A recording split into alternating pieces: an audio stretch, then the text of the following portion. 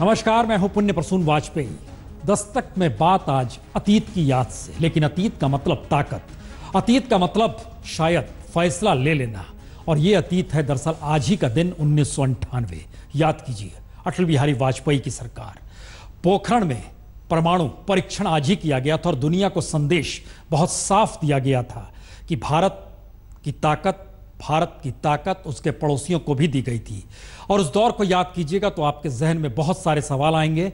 उस समय अटल बिहारी वाजपेयी कश्मीर से लेकर पाकिस्तान और दुनिया को कौन सा संदेश अपने फैसले के साथ दे रहे थे। तो इस फैसले को लेकर अब के फैसले की घड़ी में आकर खड़े होते हैं और दस्तक के जरिए जरा उन स्थितियों को परखने की कोशिश की जाए और क्या पूछा जाए अब मौजूदा वक्त में भी फैसले की घड़ी है, क्योंकि कश्मीर के भीतर सवाल सिर्फ अब आतंकवाद भर का नहीं है, सवाल कश्मीरियत का भी है और कश्मीर के उस इतिहास को खंगालते हुए मौजूदा वक्त में कश्मीर की स्थिति को टटोलने का भी है।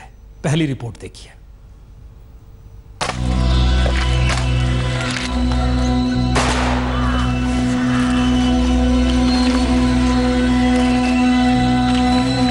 तिरंगे में लिपटा उमर फयाज का शव, सेना की आखिरी सलामी। और यारीपुरा गांव के पैरी हाउस के आंगन में शादी के लिए लगे टेंट में रोती बिलखती महिलाएं। कश्मीर में आतंक की इस तरह की दस्तक 28 बरस बाद हुई, जब सेना के जवान को अगवा कर उसकी बेरहमी से हत्या कर दी गई हो। लेकिन 28 बरस के इस दौर में आतंक लहराते बंदूक की गोली से कहीं आगे निकलते हुए कैसे कश्मीरियों के दिमाग में घुस चुका है, उसकी ये तस्वीर अब कई सवाल खड़ा कर रही है। क्योंकि मौजूदा वक्त में लेफ्टिनेंट उमर फयाज की हत्या ने कश्मीरियों के सामने कश्मीर के उस अतीत पर सवाल खड़ा कर दिया है जब कश्मीर की हिफाजत के लिए कश्मीरी ही खड़े हुए।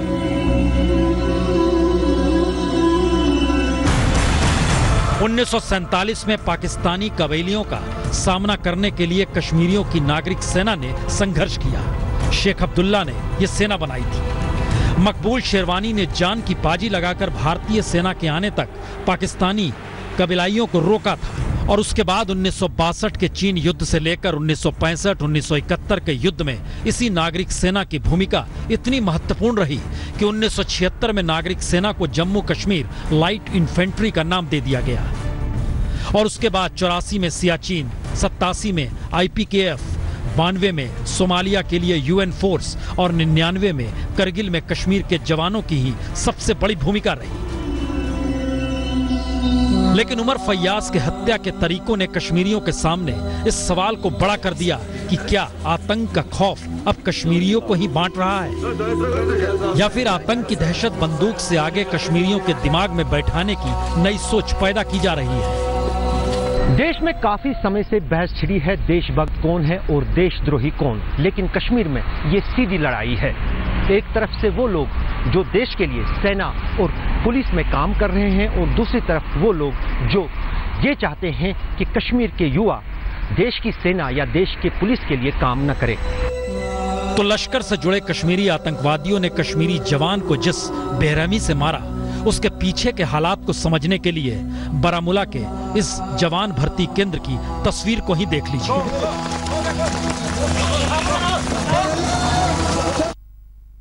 जी, ये तस्वीर इसलिए महत्वपूर्ण है क्योंकि कश्मीर के भीतर कश्मीरियों के जरिए ही रास्ते निकालने पड़ेंगे। उसे छोड़कर और कश्मीर को सिर्फ भौगोलिक तौर पर समझने की कोशिश अगर होगी तो मुश्किल हालात होंगे। आइए जरा परिस्थितियों को टटोलते हैं कि कश्मीरी युवा खड़ा कहां है।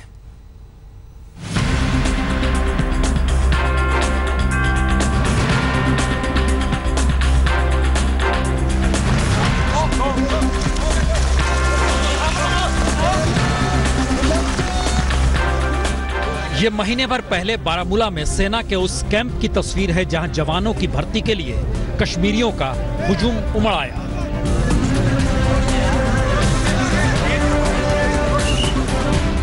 "900 पदों के लिए 19,000 युवा कश्मीरी जुटे और ये जानते समझते हुए इतनी बड़ी तादाद में युवा कश्मीरी जुटे कि जवान बनने के बाद हर किसी को कश्मीर के आतंकवाद से ही टकराना होगा। और इन्हें पता है कि इनमें बहुतेरों की भर्ती 2002 में बने उस टेरिटोरियल आर्मी में होगी जो आतंकवाद के खिलाफ ही बनाई गई है।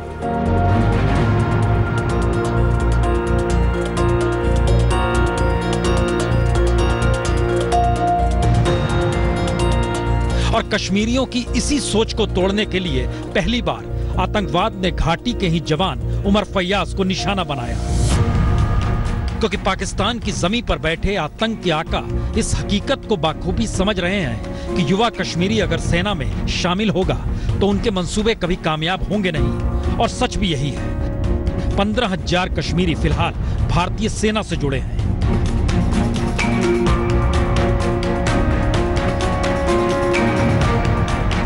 और सेना से जुड़ने के लिए कश्मीरियों का बारामूला सरीखे कैंप की तरह हर कैंप में पहुंचने का सिलसिला थमा नहीं है। मसलन ये मार्च की तस्वीर है, इसमें देखिए कितनी बड़ी तादाद में युवा कश्मीरी यहां पर जवान बनने के लिए पहुंचे।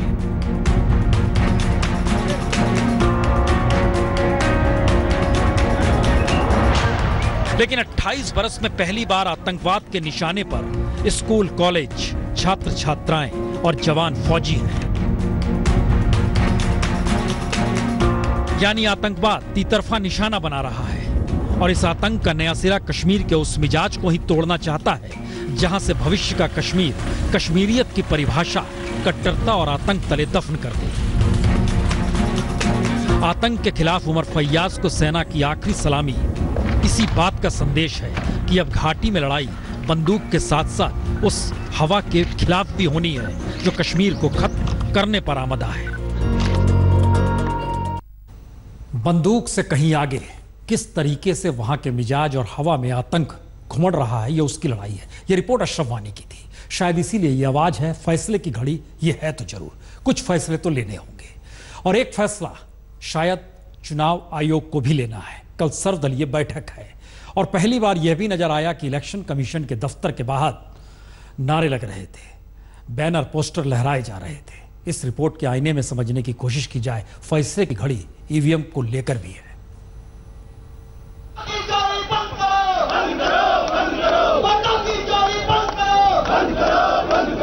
तो चुनाव आयोग ही निशाने पर आ जाए, ऐसा पहले कभी इस तरीके से तो नहीं हुआ कि सड़क पर नारे लग रहे हैं चुनाव आयोग के खिलाफ।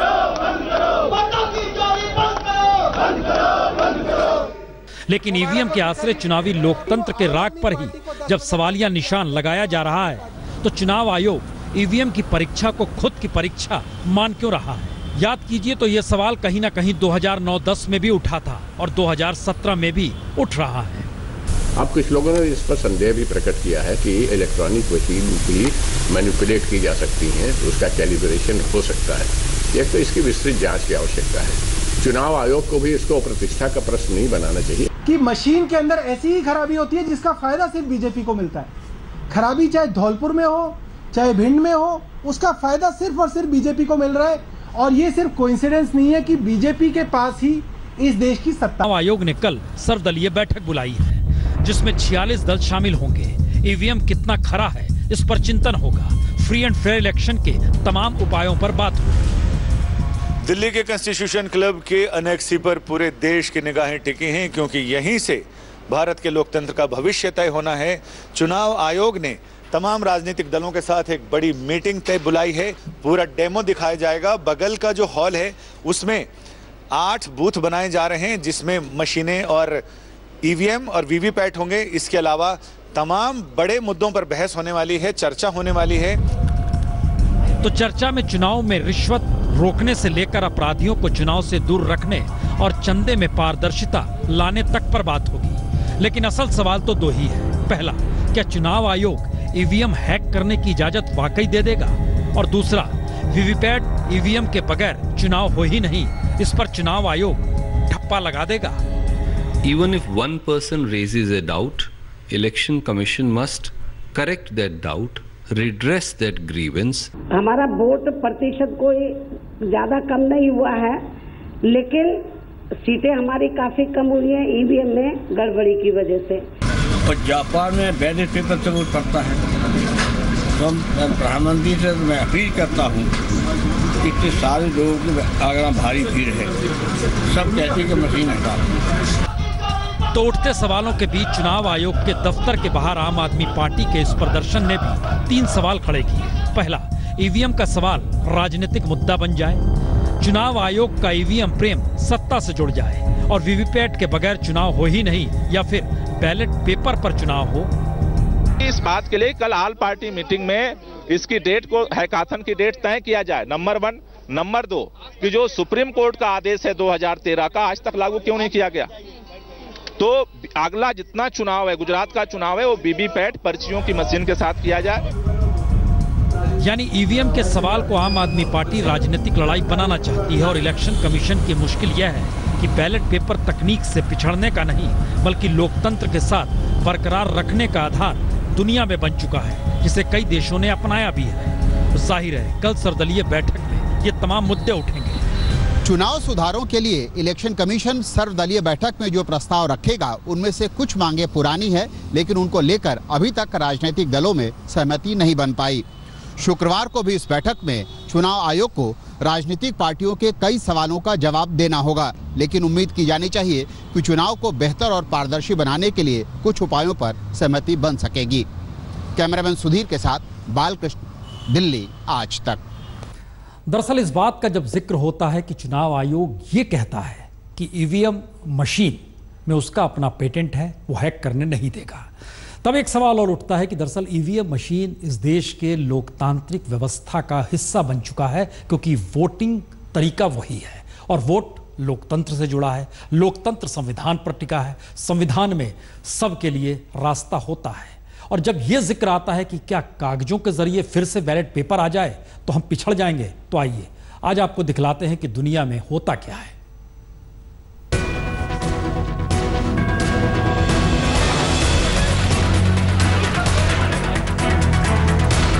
यह नजारा फ्रांस में हाल में हुए राष्ट्रपति चुनाव के दौरान का है। बैलेट पेपर से वोट डालते हुए लाखों वोटरों ने इस बार मैक्रोन को चुना, लेकिन सिर्फ फ्रांस ही क्यों, यूरोप के कई देशों और अमेरिका के कई राज्यों में बैलेट पेपर से ही चुनाव होते हैं और ईवीएम को लेकर उनके अपने संदेह हैं। जैसे फ्रांस और इंग्लैंड मानते हैं कि ईवीएम में ट्रांसपेरेंसी नहीं है, लिहाजा इन देशों ने कभी ईवीएम का इस्तेमाल किया ही नहीं। नीदरलैंड ने ईवीएम मशीनों में पारदर्शिता की कमी का हवाला देते हुए उस पर पाबंदी लगा दी। आयरलैंड ने 51 मिलियन यूरो इसके रिसर्च पर खर्च किए और उसके बाद पारदर्शिता का हवाला देकर पाबंदी लगा दी। इटली ने ई वोटिंग का रास्ता छोड़ा क्योंकि इसने नतीजों से आसानी से छेड़छाड़ की जा सकती है। जर्मनी ने ईवीएम को असंवैधानिक बताते हुए पाबंदी लगा दी, जबकि टेक्सास, उत्तरी कैलिफोर्निया और मैरीलैंड जैसे कुछ राज्यों में बीते राष्ट्रपति चुनाव के दौरान ईवीएम का इस्तेमाल हुआ तो वोट इधर से उधर जाने की शिकायत भी आने लगी। यानी कल होने वाली सर्वदलीय बैठक में अगर ईवीएम के बदले बैलेट पेपर पर चुनाव कराने पर सभी दल जोर डालते हैं और या इस पर सहमति बना लेते हैं, तो अगला सवाल यह भी हर जहन में आएगा कि भारत में बैलेट पेपर पर चुनाव कराना कितना महंगा और मुश्किल भरा काम है। तो आइए इसे भी परख लें।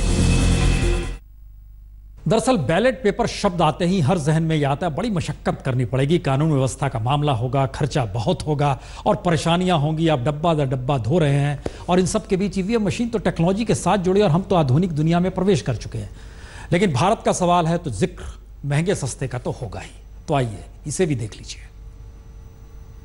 एक तरफ 1999 का चुनाव और दूसरी तरफ 2014 का लोकसभा चुनाव। ये दोनों इसलिए क्योंकि 1999 में आखिरी बार बैलेट पेपर का इस्तेमाल हुआ और 2014 में पूरी तरीके से लोकसभा चुनाव ईवीएम के ही आश्रय हुआ। और अब इन दोनों चुनाव के आश्रय जरा स्थितियों को देख लीजिए खर्च की। 1999 में 62 करोड़ वोटर थे और बैलेट पेपर के लिए 7,770 मीट्रिक टन पेपर का इस्तेमाल किया गया, जिस पर तकरीबन 880 करोड़ का खर्चा आया। जबकि 2014 में 10,75,000 ईवीएम का इस्तेमाल हुआ और खर्च आया 3,426 करोड़ रुपए।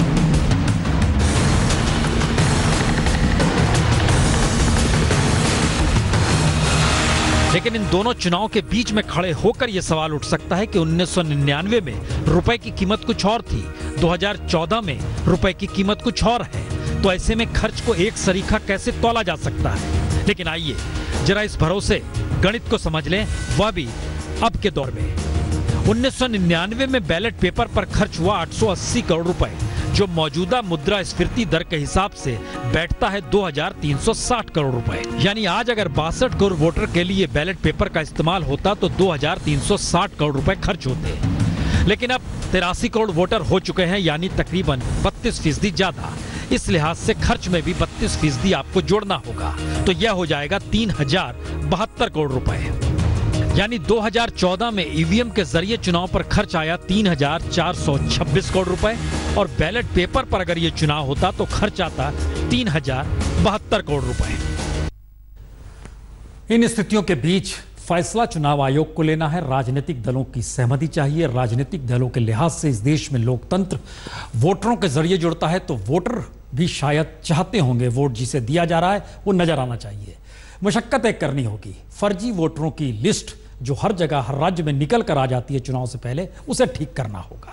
लेकिन क्या ऐसा भी होता है कि आप 33 बरस तक साथ रहें और उसके बाद कहें कि हम जिसके साथ थे वह टॉर्चर करता था, वह चोर था, उसके बारे में कुछ भी कहा जाए, और दूसरा भी यही बात कहे? जिक्र बीएसपी का हो रहा है। रिपोर्ट देखिए।